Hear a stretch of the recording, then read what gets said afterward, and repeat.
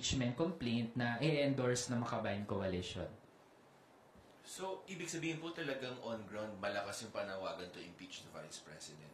Yes, ngayon po ay dumarami ang mga kababayan natin na nagiging aware tungkol dun sa issue ng confidential funds at paano ba dapat sumagot at managot yung ating mga opisyal. Maging po yung mga dating matatawag pang supporters ng Vice Presidente noong nag-meltdown po siya sa isang press conference. Kahit po sila ay nagtataka na rin bakit ganito yung nakaupong opisyal. Nakita po nila na hindi forever dapat na untouchable yung mga opisyal. May hangganan dun sa kanilang impunity at darating din naman talaga ang panahon na mamumulat yung ating mga kababayan at magdedemand na rin